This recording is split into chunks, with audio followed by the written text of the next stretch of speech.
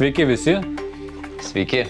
Šiandien su manim vėl Gediminas ir apžvelgsime biškį tokį platesnį turų, praėjusių turų, įdomesnius dalykus. Gal nebuvo daug kažkokių įvykių, gal paskutintam mūsų turė tikrai yra momentų, kuriuos galima aptarti, bet to pačiu įdomesnius momentus pasižiūrėsim ir iš praeitų turų ir turbūt šiandien daugiau skirsime dėmesio vėl žaidimas ranka ir už ką yra skiriami 11 metrų baudiniai prie šitos taisyklės. Jau kažkada turėjom šitą temą, man atrodo, tokia pati sudėtingiausia futbole, nes tas traktavimas, jisai ir keičiasi gairės, kurias gauname iš UEFA, kurio mes dažniausiai vadovaujamės ir patiems tas supratimas yra ganėtinai nelengvas. Tai todėl šiandien, man atrodo, pabandysime paaiškinti tai, kaip mes matome, kaip suprantame ir parodysim kelis momentus. Teisėjo akimis. Teisėjo akimis. Ir keliamės į 9 turą, rungtynės Vilniaus Žalgirio su Panevėžiu ir vienas įdomesnių momentų, kurį jūs matote savo ekranuose ir to pačiu girdėsite komunikaciją teisėjo su VAR kambariu, dėl ko buvo priimtas toks sprendimas. Tikrinu. Panašu į ranką. Nuo galvos į ranką. Tikrinu. Tai va tas įdomu yra, man atrodo, du momentai šiame epizode, tai yra kaip traktavimas skirtusi totaliai. Jeigu šitas žaidėjas, mėlynas žaidėjas, Panevėžio žaidėjas, nebandytų žaisti galvą į kamuolį. Taip. Mindė su galva žaidė į savo ranką, ranka buvo ne aukščiau peties. Orestai, tu įsitikinęs, kad su galva žaidė? Jo, 100%. Su galva į savo ranką. Ir mes girdime iš komunikacijos, kad būdamas labai geroj pozicijoje, aikštės teisėjas iš karto sako, kad buvo žaidimas galva. Taip. Ir nuo to po žaidimo galvo tuomet kamuolys pataiko į ranką. Jeigu tai būtų tiesiogiai į ranką, traktavimas būtų kitoks. Ką dar reikėtų atkreipti dėmesį, ką akcentuoja irgi aikštės teisėjas ir ką mes sakėme prieš sezoną ir priėmė Lietuvoje, kad jeigu ranka yra virš pečių juostos, būtent viršutinė dalis peties ir jeigu ranka aukščiau šitos linijos, mes traktuojame kaip ranką, bet šiam epizode tikrai žaidėjo ranka arba jinai lygiai yra vienam lygiai su petim, arba jinai yra netgi šiek tiek žemiau, ką irgi aikštės teisėjas akcentuoja komunikacijai. Dėl to šiam epizode nebuvo paskirtas 11 metrų baudinys. Ir labai, mes kaip ir kalbėjom, komunikacija yra pagrindinis momentas šitam epizode, kadangi VAR kambarys klausia, ką teisėjas matė ir būdamas geroj pozicijoje, dar kad pažymėsiu, jisai sako, kad buvo lietimas. Mums sunku įžiūrėti, ar buvo tas lietimas, greičiausiai buvo. Taip, ir pereiname prie kito klipo, kuris buvo 13 turė irgi rungtynėse tarp Vilniaus Žalgirio ir Dainavos. Iš tikro, gal viešoje erdvėje tai nebuvo pastebėtas ir nebuvo diskutuojama, bet neturime čia geresnio pakartojimo. Turime tik tai iš pagrindinės kameros, bet man atrodo, net ir iš šito pakartojimo mes matome, kad Dainavos žaidėjas bando kamuolį savo persimesti, o Žalgirio žaidėjas nutraukia tą persimetimą, tą tokį žaidimų ranką. Nors gal pradinio smūgio metu Dainavos žaidėjo, kada žaidžia Dainavos žaidėjas, Žalgirio žaidėjo ranka yra natūrali, bet finaliniam, kada jis liečia kamuolį, mes matome kaip ir papildomą judesį su ranka, kad ranka juda į priekį ir jinai pasimuša kamuolį į priekį. Jo, kamuolio kryptis iš tikrųjų parodo aiškiai, kad buvo tikrai sužaista ranka ir nutrauktas tas toksai, sakykime, ne perdavimas, bet toksai nusimetimas, galbūt ne visai lietuviškas žodis, bet. Vertinant teisėjo darbą šitose rungtynėse, žinau vidinę komunikaciją, kas buvo, rungtynių teisėjas tikrai tuo metu netaip matė šitą epizodą, bet po rungtynių išvydęs pakartojimą ar video jisai pripažino, kad jisai suklydo ir kad už tokią ranką turėjo būti skiriamas 11 metrų baudinys. Dažnai teisėjų paklausėme rungtynėse, kur nėra varo ir kada žiūrime po rungtynių, iš karto tas pirmas klausimas būna, ar darytum intervenciją, jeigu sėdėtum VAR kambarį ir matytum šitą epizodą, ar kviestum teisėją prie ekrano. Ir iš Mindaugo šitų rungtynių teisėjo buvo būtent toks pasisakymas, taip, matydamas tokį paveiksliuką, aš tikrai kviesčiau teisėją. Man šiek tiek keista, kadangi pozicija labai gera. Tiesą pasakius, labai gera ir dėl to dažnai žiūrovams ar tiems, kurie nėra susipažinę iš giliau su teisėjimu, kyla, kaip būnant tokioje pozicijoje galima nematyti. Tai čia yra tas tokio dėmesio, to angliškai vadinama fokus trūkumas. Kartais lygtai ir žiūri, bet nematai. Keliamės į 15 turą, į rungtynės, kur iš tikrųjų buvo turbūt ne vienas įdomus momentas. Ir rungtynės Dainava Hegelman irgi buvo skirtas baudinys už žaidimą ranka. Ideali teisėjo pozicija. Taip, norėjau kaip tik tą pažymėti, kad ne vien pozicija praktiškai geriau nesurasi, bet ir pats atbėgimas į tą poziciją buvo labai geras, kadangi ataka greitas kamuolys ir teisėjas nesustoja, vejasi ataką ir kuomet reikia priimti sprendimą, jisai, kaip mes sakome, jisai kamera. Gal mes visko švariai nematom, nes vienu metu mums perdengia Hegelman žaidėjas vaizdą, bet žinant iš komunikacijos teisėjo, būtent ką jisai po rungtynių pasakė, kad ir tą, ką mes akcentuojam, atraminė ranka baudos aikštelį, kada pataiko kamuolys į ranką, tai nėra žaidimas ranka. Bet kada iš atraminės rankos ranka išsiplečia ir išplečia kūną ir jinai gaunasi už kūno ribų, ir jeigu kamuolys pataiko į tokią ranką, kad tai turi būti traktuojama kaip žaidimas ranka ir už tai baudžiamas žaidėjas 11 metrų baudiniu. Plius, sakau, ką mes dar čia turbūt nematome ir kad teisėjas pasakė, kad būtent pažaidėja, kada jisai buvo jau pargriuvęs, buvo toks papildomas judesys su ranka, bandydamas sustabdyti tą kamuolį. Tai vėl grįžtant prie tos pozicijos, jeigu tavo pozicija šiek tiek perdengta, tu gali ir nepamatyti to ir tą epizodą traktuoti kitaip, bet Dovydas buvo labai geroj pozicijoje ir nėra kažkokio priežasties jo netikėti.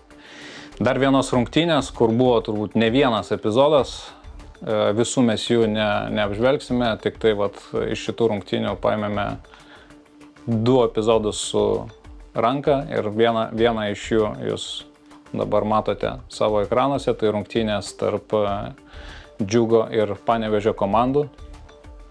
Ir pirmas rungtynių epizodas, kur Panevėžio komandos gynėjas, mes norėtume pabrėžti, bando žaisti į kamuolį. Tikrai visa jo kūno motorika rodo, kad jisai norėjo žaisti su koja. Nesužaidė, kamuolys atšoko į natūralią ranką. Taip, bet prieš tai mes laidose, vienoje iš laidų esam gal tokį panašų klipą žiūrėję, bet ten būtent žaidėjas nedarė bandymo jokio žaisti į kamuolį, o būtent šitam klipė mes matome, kad jisai bando koją kišti priekį ir žaisti kamuolį ir tik tada kamuolys atšoko ir pataiko į tą tokią natūralią ranką. Ir iš teisėjo akimis ir iš rungtynių šitos komunikacijos mes matome, kad tai nebuvo vertinama kaip pražanga. Taip, man tai labai svarbus momentas tai, kad jau prieš bandant žaisti kamuolį, jau žaidėjo pozicija yra tokia, kokia ir pataiko į ranką. Nes kartais būna, kad tas kamuolys ateina ir paskutiniu momentu žaidėjas bandydamas sužaisti ranką, jis tada pakeičia savo poziciją. Pakeičia poziciją ir tuomet mes traktuojame tai kaip žaidimo ranka. Dar vienas klipas iš tų pačių rungtynių, vėlgi susijęs su ranka. Ir čia turbūt reikėtų sakyti netgi iš mūsų akim, tai nėra juodai baltas epizodas, momentas. Ir prieš šį sezoną važiuodami pas klubus ir turbūt vienoje mūsų pirmųjų laidų, ką mes sakėme, kad baudos aikšteliai būna deflectionai arba kada nusikerta kamuolys, kaip išsireikšti. Kamuolys atšoka į vieną pusę arba į kitą pusę, tai apie šitus momentus mes kalbame. Ir šiuo atveju irgi mes matome, kad eina smūgis į vartus. Ir Panevėžio komandos gynėjas bando iš pradžių kišti koją ir nuo kojos rikošetų eina kamuolys, kliūva į ranką. Ir čia, ką reikėtų turbūt užakcentuoti, kad nuo šių metų rankos taisyklė vertinama yra griežčiau būtent prie smūgio į vartus. Jeigu mes akivaizdžiai šioje situacijoje matytume, kad po lietimo koja gynėja kamuolys keistų trajektoriją visiškai į kitą pusę nuo vartų, tai vienareikšmiškai mes sakytume, kad tai nėra žaidimas ranka ir tai ranka, kuri neturėtų būti baudžiama baudos aikštelėje. Bet jeigu po lėtimo kojos kamuolys vis tiek dar turi trajektoriją skriejimo link vartų, tokia ranka turi būti baudžiama.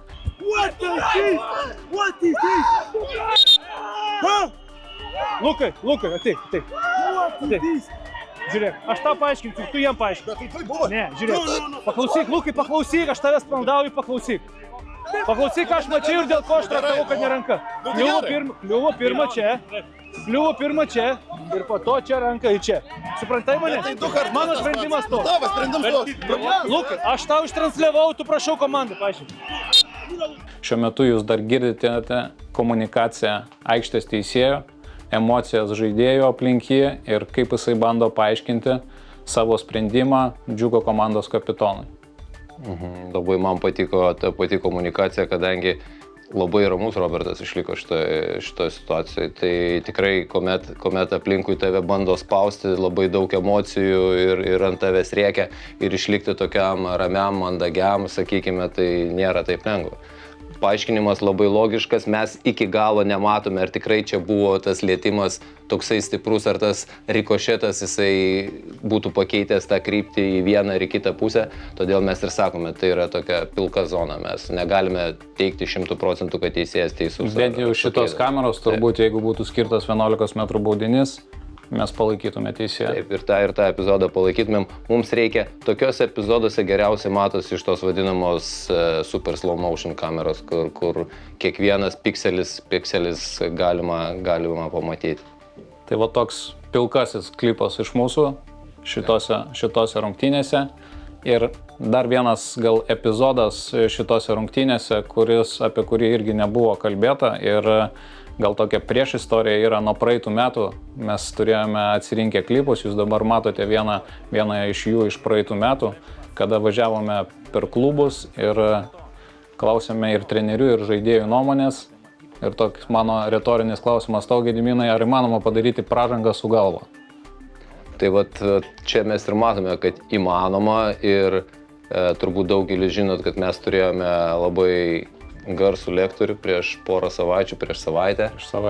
savaitę ir žiūrėjome tokius epizodus. Ir jisai patvirtino, kad taip su galva galima padaryti pražangą.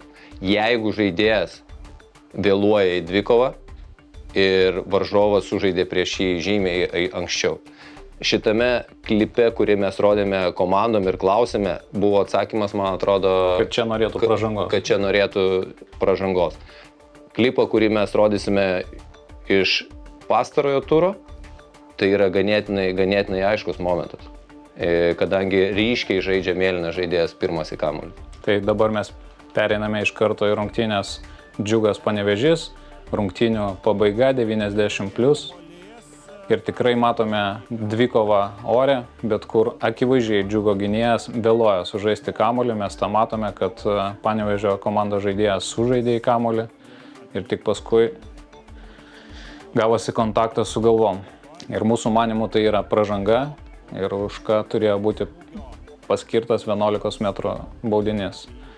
Jeigu žaidėjai vienu metu šoka ir susiduria galvom, tai gali būti tokia kaip ir abipusis kontaktas su žaidėju ir tai neturėtų būti traktuojama kaip pražanga, bet kada, ką Gediminas pasakė, kada yra akivaizdus anksčiau sužaidimas su galva, o kitas žaidėjas vėluoja į tą dvikovą ir su galva atsitrenkia į kitą žaidėją, tai turėtų būti traktuojama kaip tas pats, kaip ar vartininkas kumščioja kamuolį ir jis vėluoja į kamuolį sužaisti, puolėjas sužaidžia ir važiuoja į galvą, taip pat ir šitas momentas turėtų būti traktuojamas taip pat.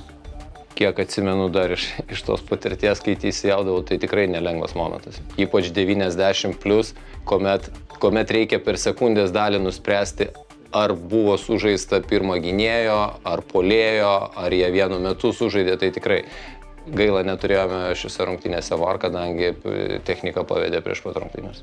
Prisipažinti reikėtų ir teisėjo akimis šitą momentą, turbūt rungtynių metu niekam netutarimų nekilo ir šitą situaciją mes tiesiog peržiūros metu, kada jau peržiūrėjom rungtynės, atrinkome ir pamatėme šitą. Kada pamatė teisėjai šitą epizodą, vienareikšmiškai visi pasakė, kad tai yra pražanga.